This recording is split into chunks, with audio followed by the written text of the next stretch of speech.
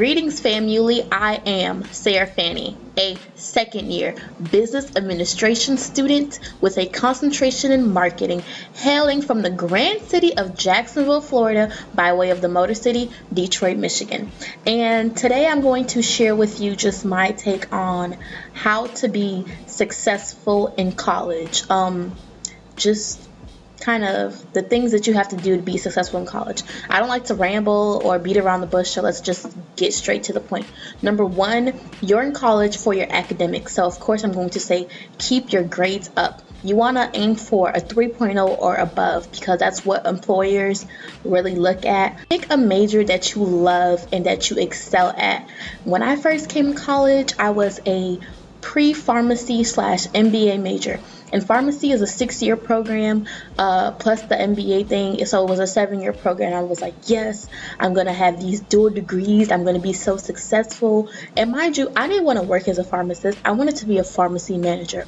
So I already came in with the wrong mindset because pharmacy is a lot of science. And I hate science. Like, I despise science. So here I am. I come to college. I have a full ride scholarship. I came in with 33 credits from like dual enrollment and AP school tests and all that, and none of those were from science. So I didn't have to take a lot of like my core requirements like English and stuff. But I'm thrown into these science classes, and needless to say, I didn't do very well because before coming there, I told myself that I could make myself like science, and I really. At the end of the semester, I brought home 4 C's, 2 B's, and 1 A. And like I was devastated because coming from like a woman who I probably got like 2, not even 2 C's, maybe 2 C's in high school. I want to say max 2 C's in high school. I had a 4.19, graduated with high ACT scores, passed all my AP tests, like. So in my head, I was a brainiac, and I bring home 4 C's. I was so ashamed. I was scared to tell my parents. I knew they would be disappointed. I was disappointed in myself. So, and then like I knew pharmacy wasn't for me. So I came back to school and I changed my major to accounting. Back of my head, I know I need to have a high GPA so that I can keep my scholarship because you need to have a 3.0 to keep your scholarship. Fast forward, whatever.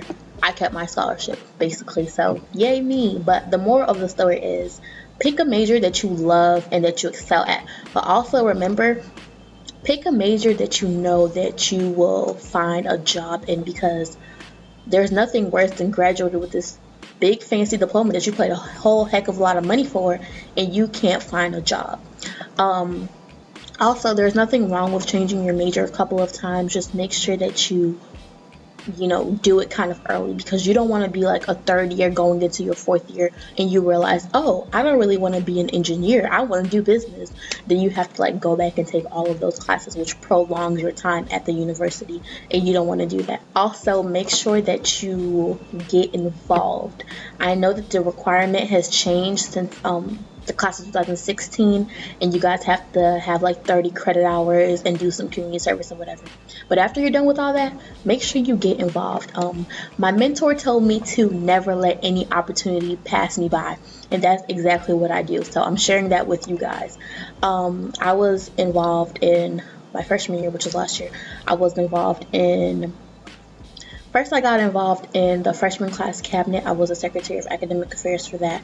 Then I became involved in NABA, the National Association of Black Accountants, which you should definitely get involved in even if you're not an accounting major. Then I became involved in the Senate and SGA. I became a senator. I helped out with the Women's Center. For Women's Week, I was a chairperson for one of the events, things my mama never told me, featuring Ray Lewis Thornton. So get involved, but make sure that what you're involved in matters. Don't just do something because it's fun. Ask yourself, where is this going to take me in the future? How is this going to benefit me? What are employers going to think when they see that I'm involved in this? Things like that. If something isn't like really benefiting you career-wise or like professionally, in my opinion, I don't really think that you should do it, because ultimately you're here to get a job. So you're here to get a degree and get a job. So it's like, try not to invest a lot of your time in things that aren't advancing you like on that path. Also, make sure that you network. Networking is just a really big fancy word for making connections and making friends. That's what networking is. Get your name out there. If you don't get your name out there, at least get your face out there. Have people recognize you. Be nice. Be mindful of who your close friends are. One of my favorite quotes is, "Eagles fly at high altitudes alone or with other eagles." You can interpret that the way you want to. It's kind of self-explanatory. The typical phrase, birds of a feather flock together, or your friends are kind of a reflection upon you, even though they may not necessarily act like you do, but try to keep like good company. Also, be classy. Like, you're in college now. You wouldn't believe the amount of immature people that are in college. Don't be a part of that. Set yourself higher. Set your standards higher. Just be better than that. Carry yourself like an adult. Carry yourself like somebody that you would want to deal with, or that you would want to have as company, or that you would be proud to take home to your parents, or anything like that. That as an employer you would want to hire. Just carry yourself well, and don't follow the crowd. Be your own person. Don't always listen to what people have to say. Form your own opinions. So those are my tips. And I forgot to mention one more thing. When you're involved in things, don't just be a part of the crowd. Try to aim for those leadership roles. So that's the advice that I've been following, and so far so good. I'm doing pretty well. I've kept my scholarship. My GPA can only go up from here. And I landed 3 internships this summer, and I'm only 18. So you can do it too. Just make sure that, you kind of set yourself apart from the crowd and just aim high. So that's what I wanted to share with you today. I hope that you guys take my advice. If you don't listen to all of it, at least, gain one thing that you learned. And let me know if you have any other questions or anything like that. Thank you so much for watching. Bye.